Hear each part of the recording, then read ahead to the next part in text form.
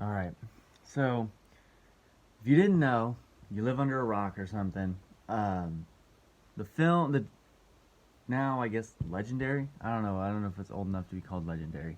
Uh, Frozen, Disney film Frozen has a sequel now, and it just released over the weekend. And so, obviously, a lot of children that are happy, and a lot of adults that are sad because they've seen it. Well, so I wanted to say a couple of things about it. Um, I think uh, I think we've been cheated in some ways regarding the whole Frozen events. I guess we can kind of cheated in that we could have had an incredible kind of three movie character defining arc for Elsa and Anna. We could have had that. But instead, uh, we have the Frozen franchise as it is. And as to kind of explain what I mean by that, let me explain to you how I would have told the story. And so, number one thing to recognize is there's the meme of Elsa, like that you have all these Disney princesses, right? And that she's a queen. And the reason why why is it that she is a queen, and from almost the very beginning of the movie is a queen versus all the rest of them being a princess.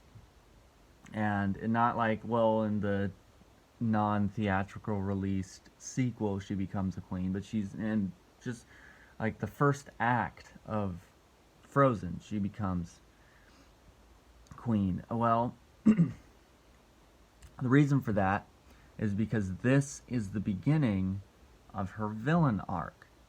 So the first film, she has these superpowers, this ice ability that's never explained. Which, all right, fine, whatever. It's not an MCU film. I get it.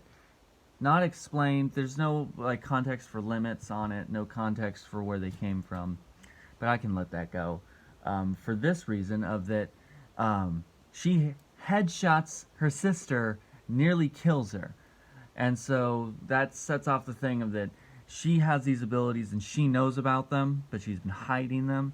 But her sister has her mind wiped by the gypsy allegory, or gypsy kind of reference, the rock trolls, right? And then so Anna once doesn't remember having that happen, doesn't remember it. Well, moving forward, after she becomes queen, she is embarrassed because her powers are discovered, essentially flees out into the wilderness, right? And builds this massive ice fortress. Cold doesn't bother me anyway. And CinemaSins, hilariously, like, so is she just empowered now, or is she the villain now?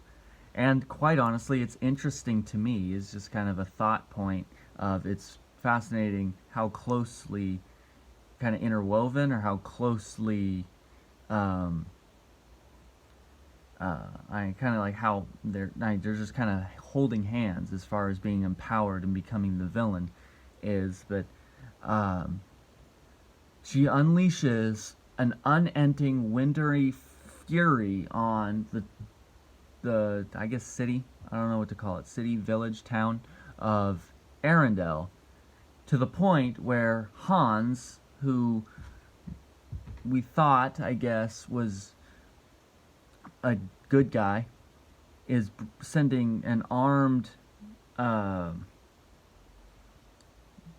dispatch of soldiers to this ice fortress to kill her. Because they think that if she dies, then that'll end that winter. Anna goes as well, like hijinks happen, right? And in the process, she ends up getting like an ice thing through her heart and nearly dies a second time, right? So this is two times Elsa has nearly killed her sister.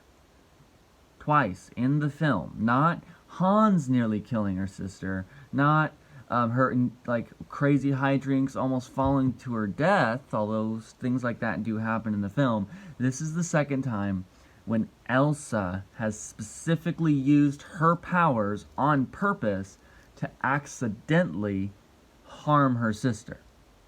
Alright?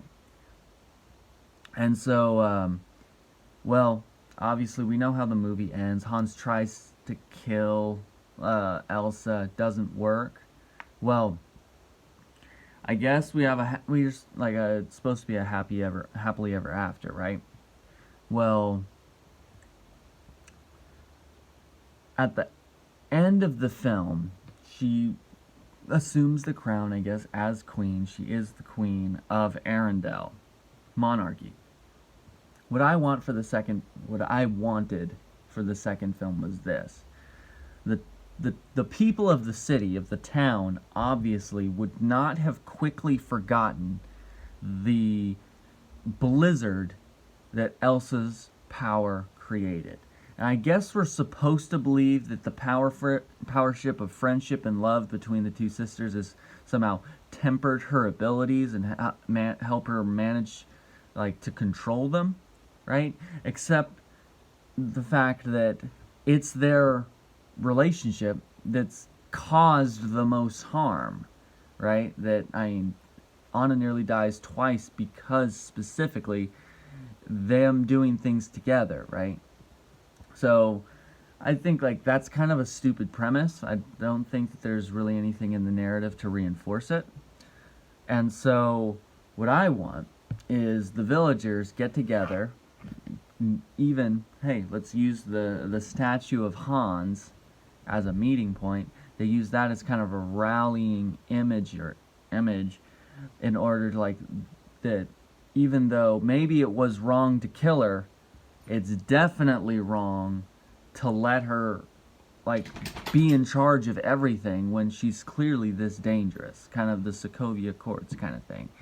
So the people grope, and they come up, and Elsa, being the queen, obviously can't tolerate revolt among the peasantry, and so she, instead of it being an accidental blizzard, begins to unleash a purposeful blizzard, I guess you could say, on the city in order to punish it for them, like, doing this revolt thing.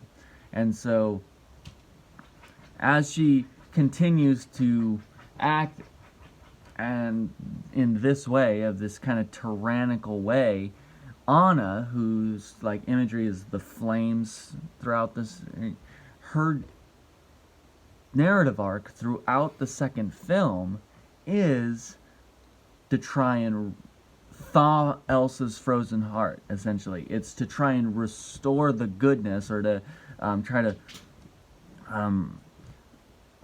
get her to remember the goodness in Elsa's heart throughout the film.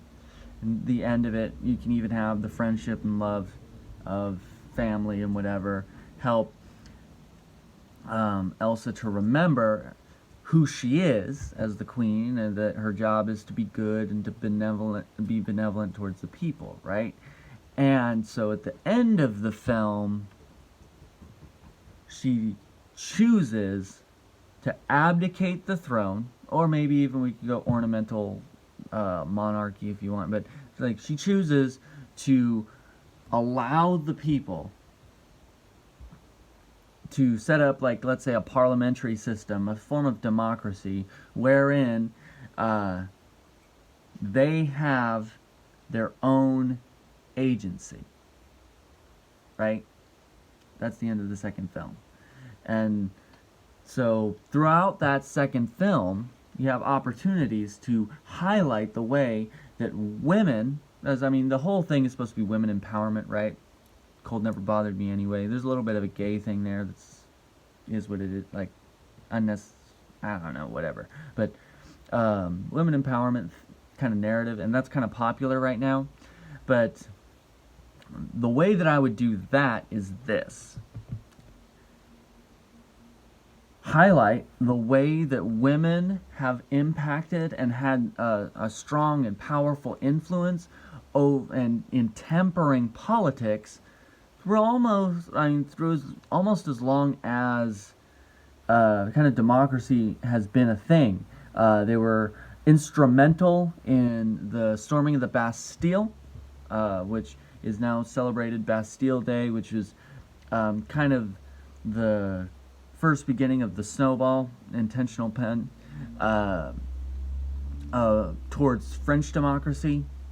You have women like Carol Hatchett, who would storm into bars with an axe in order to chase men back home to their husbands prior to Prohibition, and that her influence helped kind of promote the idea, which, I mean, Prohibition obviously was a failed policy, but it shows you how influential they are, that Prohibition was a thing. You have the women like Susan B. Anthony and stuff that were pioneering women's suffrage, right? And then on top of that, once they did gain enfranchisement, the League of Women Voters was one of the first political organizations to organize kind of structured candidate debates at the presidential level, that they would actually ask questions, and the candidate would answer them, and people would have the ability to follow up. That was the League of Women Voters that kind of created that before the two parties kind of ganged up and stole that power back away from them. But women have been incredibly instrumental and incredibly influential on the American, or at the very least kind of the world democratic process. And I think that having a narrative like that, where instead of it being an individual empowering themselves, it would be a way of kind of illustrating the way that women have empowered each other and society to kind of rebel against, or to war against the injustice of tyranny. So that's what I wanted. That's what I wish we could have had from a Frozen 2. It's not what we got. But if you agree or disagree, I'd love to have some thoughts on that. It was just something I was thinking about while I was at work last night.